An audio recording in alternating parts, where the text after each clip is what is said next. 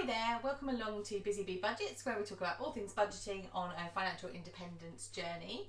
And this is my video about my very first week of cash stuffing, how I found it, what I think I did well at, what I think I can do better in the future.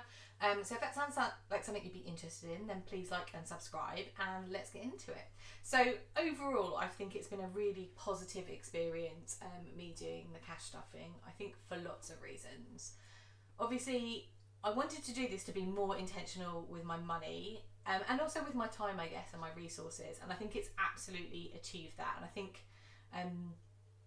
it's just been so helpful, both firstly to, I guess, feel like I'm in control of my money and I understand where it's going and why, but then also around some of the things I've done, like the menu planning, that's made a massive difference as well. So rather than getting to the end of the day and then thinking like what we're gonna have for dinner, and then having to kind of do the emotional labour of like buying it and cooking it and all the rest of it, it just feels so taken that off away. So you'll see when I get to my food budget that's really improved. I think like last month I was spending like between 100 and 150 a week on food or whatever, and often a bit of takeaway in there just because I'd kind of run out of inspiration, but that's kind of been reduced, so that I think has been like such a good thing to do. And I think as well, just having a focus on money made me more keen to like earn money in different ways and think about different side hustles and different things we can do to bring in some more income. So I think that's really positive. And I think it's like the difference between this year I wanted to focus more on creating rather than consuming, and I think like we really got into a culture, or I had certainly, of consumerism and stuff, and I think this is like helping to refocus it. And so that's everything from like cooking more and like even creating these videos, but it's just giving me that focus to think about creating stuff rather than just consuming it all the time. And I've also got kind of interested or intrigued by the FIRE movement, so that's the Financial Independence Retire Early, because I'm really conscious when I compare myself to other budgeters on YouTube that my income is a lot higher than some, and I think it's like I really want to make sure that I'm making the most of that opportunity that gives, and I'm really thinking about like long-term future for our money and what we're doing with it. So again, like that's been super enlightening, I guess, and a really good place to kind of take stock. However, there are loads of things I need to do better. So I came up with a couple of categories like for spending, which I didn't really think about.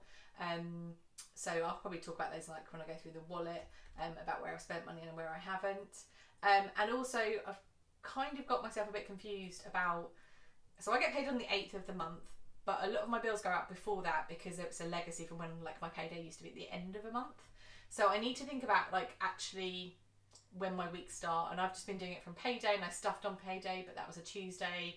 When do I want to regularly stuff, which I think will be at a weekend. So I just need to think next month really about, I guess, how many actual weeks are going to be in my month, because what I've done is rejigged my food budget because I realised I'd kind of be short at the end of the month. So I was planning to stuff 100 for each of weeks 2, 3 and 4, but I think I've got kind of an extra week on the end, so I've reduced my food budget down to 80 one week and 70 another, which should be fine considering what I spent this week. But yeah, we'll kind of see when we get into that. So before I kind of get into the cash stuffing, I just want to say like none of this is financial advice, and none of this is like me telling you what you should do. It's purely like for entertainment and for me to like share my journey with you about what we're doing. So yeah, please don't say that this is the holy grail, because it's absolutely not, and I've still got so much to learn. Anyway, so I'm planning on stuffing £200 today, which is going to be my week 2 cash stuff. So there should be 120, so 20, 40, 60, 80, 100, and then 110, so 10, 20, 30, 40, 50, 60, 70, 80, 90, 100. So that's good, that adds up, that's always helpful. Okay, so these are my envelopes. So food, I had 150 in here, and I've got 20, 40, 60, 130, oh, there's 5 in there. So 61, 35, so that means I spent, quick maths, about £90. But I did buy all my cleaning materials this week when I was at the supermarket, so they're kind of good probably for a couple of months if we're being honest. So that was kind of more expensive. So what I'm going to do is stuff 80 into here. So I'm going to do 3 20s and 2 10s. So there should be 20, 40, 60, 80, 1, 20, 30, 40, yeah, so 140. But as I say, like last month I was spending kind of almost twice that, so I'm kind of really happy with that. Food for me covers toiletries, cleaning products, obviously food, the dog's food, and any takeaways, which we haven't had this week. But so yeah, that might seem high, but that kind of covers lots of bases for us. In fuel, I'm going to put 10. I think though, in March's budget, I'm going to increase this just because obviously the price of fuel is going up. Now costs me about like £70 to fill up my tank, so yeah, I think I'm probably going to stuff that a bit higher. Self-care, I didn't spend out of it this week, though I was planning I would, so it should still have 100, so 20, 40, 60, 81. And I'm going to put 50 in there. So we're supposed to have a massage. She couldn't come, but she'll probably come the next couple of days, so I'll stuff it with some additional. So let's take one of those 20s, and then 30, 40, 50. Actually, I'll do 2 20s and a 10. So get myself in a right model, aren't I? Right, so that should be 50 there. Should be 100 in here, so it should be 150. So 20, 40, 60, 81, 20, 45, 50 even. There's 150 in there. Believe me, I know what I'm doing. Right, so that's in there.